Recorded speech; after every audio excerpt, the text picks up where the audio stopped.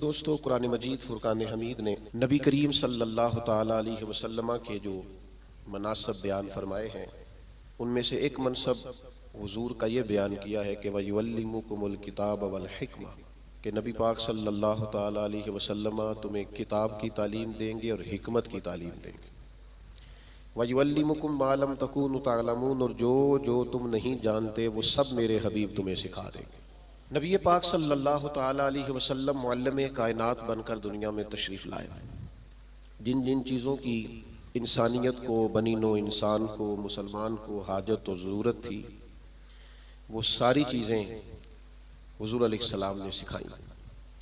اگر میں دو لفظوں میں بات کو سمیٹوں تو محبوب نے وہ جینے کا طریقہ سکھایا ہے جس جینے میں بھی بڑا مزہ ہے، اور محبوب پاک علیہ السلام نے وہ جینے کا طریقہ سکھایا ہے جس جینے کے بعد مرنے میں بھی بڑا ہی مزہ ہے۔ حضور علیہ السلام کی جو تعلیمات ہیں وہ زندہ اور جاوید ہیں۔ ایک ایک بات انسان کو ذہنی طور پر توانا اور فکری طور پر جوان کر دیتی ہے۔ نبی رحمت علیہ السلام کے ارشادات اتنے اعلیٰ ہیں جو ہر انسان کو، ہر شخص کو شعور زندگی عطا کرتے ہیں۔ آپ اندازہ فرمائیے، مزدور کیا سمجھتا ہے اپنے آپ کو؟ وہ سمجھتا ہے میں نہایت غریب آدمی ہوں، صبح جاتا ہوں، مشقت کرتا ہوں، پسینے میں شرابور رہتا ہوں، ہاتھوں پہ چھالے پڑ جاتے ہیں۔ لیکن اگر حضور علیہ السلام کی تعلیمات کو دیکھا جائے تو حضور فرمانے لگے سب سے بہترین کھانا ہی وہ ہے جو تو اپنے دو ہاتھوں کی محنت سے کما کے کھاتا ہے۔ نبی کریم علیہ السلام نے اس کو اتنی عزت دی کہ مزدور کو فخر ہونے لگا کہ میں مزدوری نہیں کر رہا، میں تو بڑا عظیم آدمی ہوں۔ ہر شخص کے بارے میں جو حضور کی تعلیم، آپ یقین کریں ہماری جتنی بھی زندگی میں، ہمارے ذہنوں میں، ہمارے مزاجوں میں، ہماری طبیعتوں میں جتنا بھی اضطراب پیدا ہوتا ہے، جتنی بھی بے چینی پیدا ہوتی ہے، کسی جگہ کسی مقام پر اگر کوئی الجھاؤ پیدا ہوتا ہے تو ان سارے سوالوں کے جواب اللہ کے رسول نے ارشاد فرمائے۔ ہم چونکہ کتاب و سنت کی تعلیمات کے معاملے میں بہت گہرا اترتے ہی نہیں، زیادہ توجہ ہی نہیں کرتے، انہماک کے ساتھ ان چیزوں کو لیتے نہیں، ورنہ ایک ایک پہلو پر حضور نے تعلیمات بیان فرمائی۔ اور پھر اس کے ساتھ ساتھ جو کمال ہے وہ یہ ہے کہ محبوب کریم نے صرف کتاب کی تعلیم نہیں دی، حکمت بھی سکھائی۔ دانائی بڑی نعمت ہے، حکمت بڑی سعادت ہے، اور نبی پاک صلی اللہ تعالی علیہ وسلم حکمت کی تعلیم ارشاد فرمانے والے۔ ہمارے ہاں نہ جلد بازی، بے چینی، بے قراری اور فیمس ہونے کا شوق اور آگے بڑھنے کا شوق اور اپنی زندگی کے اندر طرح طرح کی انسان کی اچھلتی اور مچلتی خواہشات، یہ اسے حکمت سے دور کر دیتی ہیں۔ نبی پاک صلی اللہ تعالی علیہ وسلم نے ہمیں جو حکمت عطا کی ہے نا، وہ انسان کو بردبار کر دیتی ہے، اس کی زندگی میں ٹھہراؤ آ جاتا ہے۔ وہ جس مقام پہ بھی ہوتا ہے وہ اپنے آپ کو اللہ تبارک و تعالیٰ کی خاص رحمت میں شمار کرتا ہے، اسے ایک خاص قسم کا اطمینان قلبی اور انشراح صدر نصیب ہوتا ہے۔ دیکھیں ایک ہی کام ہے، اسے بے چین ہو کے کر لیا جائے پھر بھی اس نے ہو جانا ہے، بے چین ہو کے کر لیا جائے، پریشان ہو کے کر لیا جائے، الجھ کے کر لیا جائے اور اکتا کے کر لیا جائے تو کام پھر بھی ہو جاتا ہے۔ لیکن وہی کام اگر سکون سے کر لیا جائے، ٹھنڈک سے کر لیا جائے، ذرا مسکرا کے کر لیا جائے، ذرا بردباری سے کر لیا جائے، تو اس کا نتیجہ یہ نکلتا ہے کہ انسان نہ سکون میں رہتا ہے۔ ہمارے ہاں چونکہ دانائی نہیں ہوتی تو جو بالکل صحیح چیز ہوتی ہے نا، اس کا بھی ہم ایسا الٹ مطلب بیان کرتے ہیں، ایسا انفرادی مطلب بیان کرتے ہیں کہ وہ صحیح بات بھی بعض اوقات نہ غلط ہو جاتی ہے۔ آپ صحیح بات بھی کریں، وہ کچھ لوگ کہتے ہیں جی میں اس لیے کڑوا ہوں کہ میں سچ بولتا ہوں، تو میں نے کہا ایسی بات نہیں ہے، دنیا میں سب سے زیادہ سچ نبی کریم نے بولا ہے، پر اتنا میٹھا کر کے بولا ہے کہ دل نہیں روح تک اتر گیا ہے۔ عزیز دوستو، ایک بادشاہ نے نا خواب دیکھ لیا تھا، اس نے خواب دیکھا کہ میرے سارے دانت ٹوٹ گئے۔ اس نے ایک تعبیر بتانے والے سے تعبیر پوچھی کہ یہ میرے سارے دانت ٹوٹ گئے، اس کی تعبیر کیا ہے؟ تو وہ تعبیر بتانے والا پریشان ہو کے کہنے لگا بادشاہ بات بڑی خوفناک ہے، جو خواب آپ کو آیا ہے، تعبیر بڑی خطرناک ہے۔ تعبیر یہ ہے کہ آپ کے سارے رشتہ دار، بہن بھائی، بیوی بچے آپ کی زندگی میں فوت ہو جائیں گے۔ بادشاہ کو بڑا غصہ آیا، اس نے سزا دی کہ کیسی خوفناک خبر سنا رہا ہے، سارے چلے جائیں گے تو میں نے جی کے کیا کرنا ہے۔ کچھ دنوں کے بعد ایک اور تعبیر کرنے والوں کو بلایا اور اس سے بلا کے کہا کہ میں نے یہ خواب دیکھا ہے کہ میرے سارے دانت ٹوٹ گئے ہیں، تو تعبیر کیا ہے؟ تو وہ کہنے لگا بادشاہ یہ تو بڑا اچھا خواب ہے۔ اس نے کہا کیا مطلب؟ کہنے لگا اس خواب کی تعبیر یہ ہے کہ آپ کے خاندان میں سے سب سے لمبی عمر اللہ آپ کو عطا فرمائے گا۔ بادشاہ نے اس بندے کو انعام دیا، تحائف دیے اور بار بار آنے کی دعوت دی. میرا خیال ہے تعبیر ایک ہی نہیں بتائی دونوں نے، لیکن بات اگرچہ بے سلیقہ ہو کلیم، پر بات کرنے کو سلیقہ چاہیے. ہم نہ اپنے بچوں کو اس طرح سمجھاتے ہیں کہ وہ بچے بجائے سمجھنے کے ناراض ہو جاتے ہیں. ہمارا سمجھانے کا انداز بعض اوقات الا ماشاءاللہ توہین آمیز ہوتا ہے. ہمارا بعض اوقات بعض لوگوں سے ملنا، بعض لوگوں کے ساتھ ربط رکھنا، اس میں خوبصورتی نہیں ہوتی.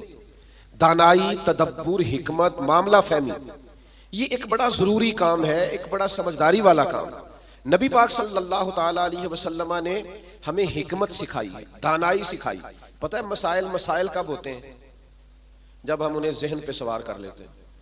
اور جب پریشانی کو ذہن پہ سوار نہ کیا جائے پھر پریشانی نہیں رہتی، پھر بندہ آسانی سے اس پریشانی سے گزر جاتا ہے. بڑے تدبر کے ساتھ روزمرہ کے معاملات کو ڈیل کریں. میرے پاس ایک دوست اپنے بچے کو لے کے آئے کہ حضرت اس کو دم کر دیں، اور ساتھ انہوں نے کہنا شروع کیا باقی تو اس کے بہن بھائی بڑے اچھے تھے، یہ ضدی بھی بہت ہے اور اڑ بھی بڑی جلدی جاتا ہے، اور اس کے مزاج میں تلخی بھی بہت زیادہ ہے، اور اس کی طبیعت کے اندر سختی. دو چار باتیں انہوں نے کی تو میں نے کہا کہ آپ تو اس کے والد ہیں، اگر آپ یہ لب و لہجہ اس کے بارے میں بیان کریں گے یہ تو سارے خاندان سے کٹ جائے گا. آپ کو تو ایسا کرنا چاہیے تھا کہ اگر آپ اسے سمجھاتے بھی تو اس طرح سمجھاتے کہ اسے پتہ ہی نہ چلتا مجھے کوئی سمجھا رہا ہے. آپ اس کو ضدی کہہ رہے ہیں، اس کا تو ذہن بن جائے گا میں تو واقعی ضدی ہوں، طبیعت بن جائے گی، ذہن اس کا الجھ جائے گا. حکمت کے ساتھ اپنے مخالف کو بھی کبھی ڈیل کرے نا. آپ کی توجہ ہے میری بات پر؟ اپنے مخالف کو بھی کبھی ڈیل کرے نا. ہم نا بعض دشمنوں کو اتنی اہمیت دیتے ہیں کہ وہ تگڑے ہو جاتے ہیں. کچھ دشمن ایسے ہوتے ہیں جن کے بارے میں قرآن کا حکم یہ ہے کہ وَإِذَا خَاطَبَهُمُ الْجَاهِلُونَ قَالُوا سَلَامًا. جب تمہارا جاہلوں سے آمنا سامنا ہو تو تم نے کہنا ہے بھئی تمہیں سلام ہو.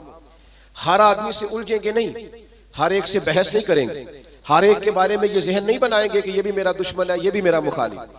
اتنی جلدی اپنے ذہن کے اندر تناؤ نہیں پیدا کریں گے. ایک صحابی آئے حضور کی خدمت میں، مشکاۃ شریف میں حدیث موجود ہے. عرض کیا یا رسول اللہ صلی اللہ تعالی علیہ وسلم، کفار آپ کا نام بگاڑ کے لینے لگے ہیں، معاذ اللہ ثم معاذ اللہ. وہ کہتے ہیں اگر ہم نے محمد مان لیا تو محمد کا معنی تو وہ ہے جس کی تعریف کی جائے بار بار. اب وہ نام بگاڑ کے معاذ اللہ آپ کو برا بھلا کہتے ہیں. تو وہ صحابی آئے تھے اور انہوں نے بڑی خوفناک طریقے سے بات سنائی. پر پتہ ہے حضور نے کیا فرمایا؟ فرمایا پتہ نہیں وہ کس کو گالیاں دے رہے ہیں، پتہ نہیں وہ کس کا نام بگاڑ رہے ہیں، مجھے تو اللہ نے محمد بنایا ہے. اپنے دشمن کو بھی آپ حکمت سے ڈیل کریں گے، آپ دیکھیں گے کہ آپ کو اس کو اتنا توانا نہیں کر دینا کہ وہ بعد میں زیادہ بڑا مسئلہ بن جائے. تو دانائی، تدبر، حکمت، معاملہ فہمی.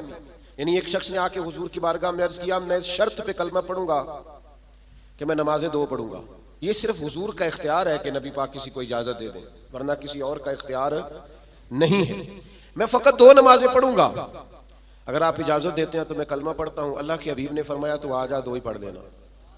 شارحین حدیث نے لکھا ہے اس نے 2 نمازوں کی شرط پہ کلمہ پڑھا تھا، پھر وہ تہجد بھی پڑھا کرتا تھا.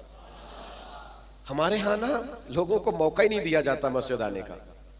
یہ کبھی کبھی کچے نمازی آتے ہیں نا رمضان شریف میں، تو پکے نمازی انہیں گھورتے ہیں، کہتے ہیں تسی آ گئے ہو فصلی بٹیرے، اور بھئی ان بچوں کو آ تو لینے دو اور دعا کرو یا اللہ مسجد آ گیا ہے اب مہربانی فرما اس پہ رحمت کر، اسے پکا نمازی بنا دے. لیکن وہ دانائی، وہ خاص حکمت، وہ معاملہ فہمی، وہ حسن جو نبی پاک علیہ السلام نے ہمیں دیا ہے، ہمیں اس معاملہ فہمی کو سمجھنا چاہیے، ہمیں موقع دینا چاہیے. دیکھیے جب صلح حدیبیہ ہوئی نا تو بعض شرائط ایسی تھی جو بڑی مشکل تھی صحابہ کے لیے ماننا. مثلا ایک شرط یہ تھی صلح حدیبیہ جب حضور نے کفار مکہ کے ساتھ صلح کی تو اس میں ایک شرط یہ تھی کہ اگر کوئی مسلمان مکے سے مدینے آئے گا اپنے آقا کی اجازت کے بغیر تو مدینے میں اسے رکھا نہیں جائے گا، واپس کیا جائے گا.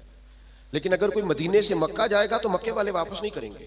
یعنی ہم بندہ واپس کریں گے، وہ واپس وہ وہاں بندہ رکھ سکتے ہیں، لیکن ہمارا اپنا بھی آئے تو ہم اسے پناہ نہیں دیں گے. اب یہ شرط بڑی عجیب تھی. حضرت عمر رضی اللہ تعالیٰ عنہ پریشان ہو گئے، بخاری شریف میں موجود ہے، اور جا کے عرض کی یا رسول اللہ صلی اللہ تعالیٰ علیہ وسلم آپ بھی سچے ہیں، قرآن بھی سچا ہے، اسلام بھی سچا ہے، پھر ہم دب کے صلح کیوں کریں؟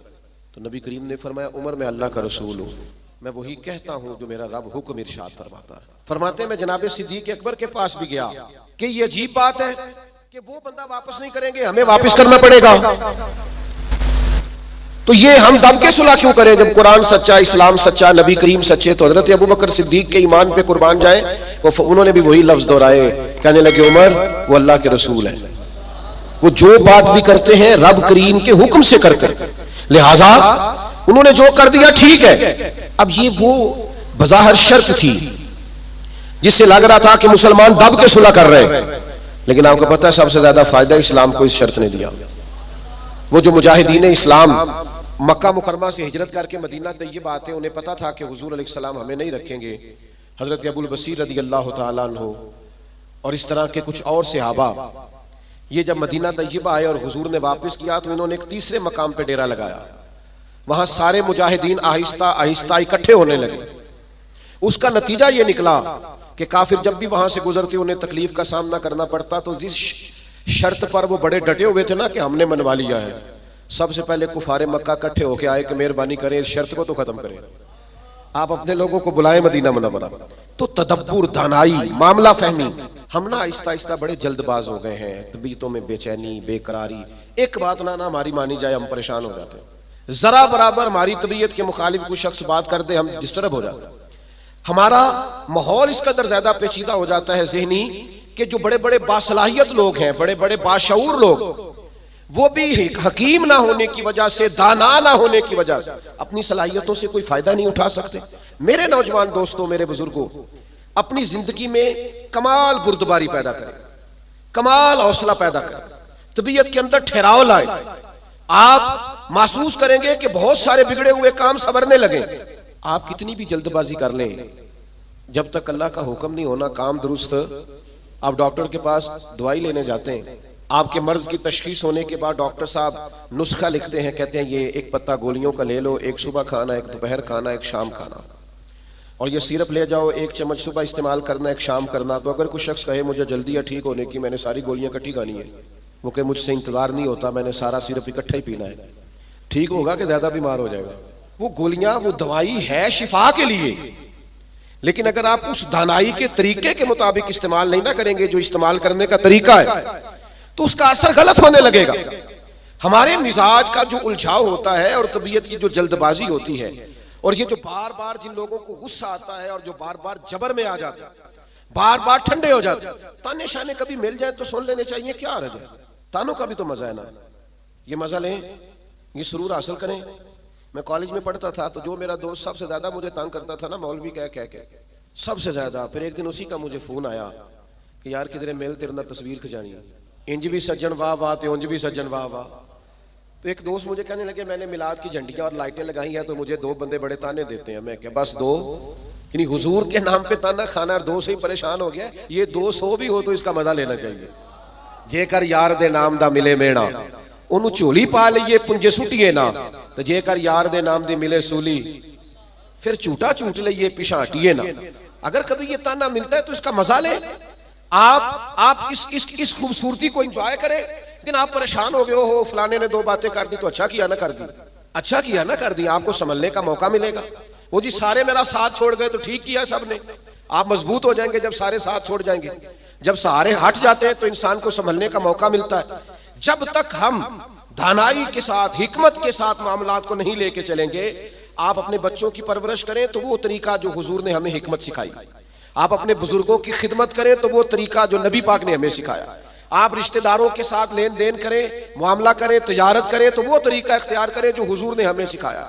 آپ اپنی طبیعت کے اندر ایک عجیب سا سکون محسوس کریں گے، فیصلے اس طرح کے کریں کہ تھوڑا سوچ سمجھ کر، جذباتی فیصلے کبھی نہ کریں۔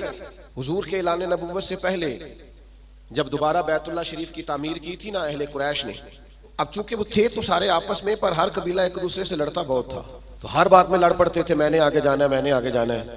تو وہ سارے قبیلے شامل تھے۔ اب جب بیت اللہ شریف کی نئی تعمیر ہو گئی تو حجر اسود نصب کرنا تھا، اس پہ جھگڑا ہو گیا، ایک قبیلہ کہتا ہے میں نے نصب کرنا ہے، دوسرا کہتا ہے میں نے نصب کرنا ہے، تیسرا کہتا ہے میں نے کرنا ہے۔ اور کچھ تو ایسے تھے جنہوں نے پیالے میں خون ڈال کے بیچ میں ہاتھ رکھ کے قسمیں بھی اٹھا لی کہ اگر ہم نہیں کریں گے تو کرنے بھی نہیں دیں گے، فساد ہوگا۔